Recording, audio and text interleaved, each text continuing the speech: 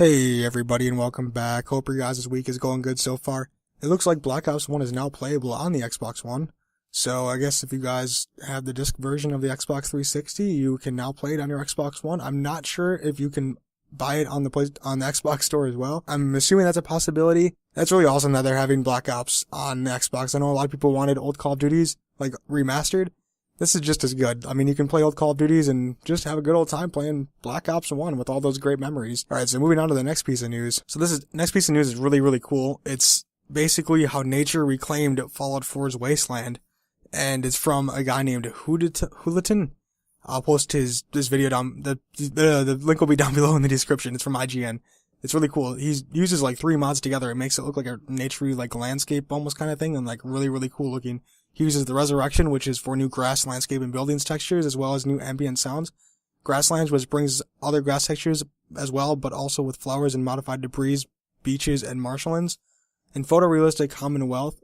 It's a last mod that adds a tone of graphical tweaks to make everything look a lot sharper and more, like, smoother, I guess. But you need a really, really beefy PC to run this. If you guys would want to run this at max settings, I don't know if you can tone everything down, like the foliage and everything. I'm not entirely sure on that. The minimum, like, recommended specs are going to be a Core i7, 16 gigs of RAM, and as well as MSI GTX 980 Ti or any 980 Ti. So, I mean, that's how everything's going to have to work together if you guys would want to try this out.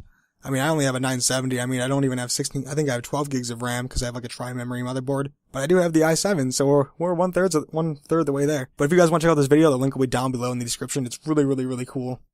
It makes Fallout 4 look more, like, better. I mean, I personally would prefer Fallout 4 looking like that. It looks really cool. If you guys want to check it out, the link will be down below in the description. I recommend checking it out. I mean, it looks really, really good. And they put a lot of hard work into making that work, so there you go. Alright, so the last piece of news is Rockstar talked about the next Grand Theft Auto 5 update and, like, online summer DLC, so that's what they were pretty much talking about. They said they use recent fan feedback to shape what happens in GTA Online with the next 2 updates.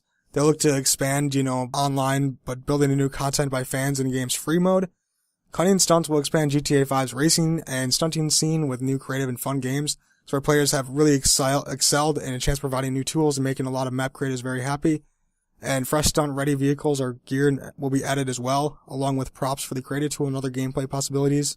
So that's really cool to, like, just help people with their imagination, how they want to build their own track and how it's going to all work together. If, like, you want to build your own track, there's going to be more stuff to have your imagination run wild, pretty much. The article did point out that it doesn't look like they're going to be supporting official mods, like, for offline portion of the game, which kind of is a downer, because, I mean, Fallout 4 is moving there. Grand Theft Auto should be. I mean, they're pretty technologically advanced for, like, making games. But maybe they just don't want to. I don't know. Maybe they think people will abuse it or something like that. I'm not entirely sure. But it's really not that hard to go onto a community creation thing, download a mod that actually works with the game. Unless maybe they could run the mods directly through Rockstar to test them to make sure they're, like, legit and work. I don't know, just a thought. I think mods would be pretty cool. Like, you could add in, like, more cars or different style cars even, or just stuff to do. Just because, technically speaking, realistically speaking, offline gets kind of boring after a while. That's why I feel like I really would want, like, more I don't really care about online DLC. Like, you can throw that right in the trash.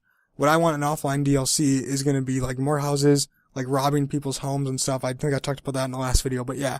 You can throw this online DLC stuff right in the garbage, to be honest with you guys. And I guess in Further Adventures in Finance Felony, it will allow players to use their organizations for something more than just protection.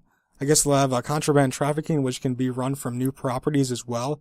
And fans will be able to manage inventory directly from their headquarters, buy, sell, and produce, make pickups, and prepare for raids. So, I mean, it looks like they're adding pretty cool stuff, but, I mean, does it really affect me? Not so much, because I don't play online, like I said. So, I'm not going to go into the huge rant, because I did talk about it in, like, an earlier video. I think it was last week sometime where I went into that detail. Luckily, the Rockstar, like, good thing they are making content this year for Grand Theft Auto 5, which I wouldn't know. I don't know why they wouldn't. But I feel like they should, like, just stop snubbing the offline players and just, like, release some DLC that's actually useful to the players. That's pretty much where I'm at with that whole situation. But, alright guys, that's pretty much all I want to talk about in this video. Make sure to like, comment, rate, and subscribe, and follow me on Twitch, Twitter, and Facebook. I will talk to you guys again tomorrow. Have a good one.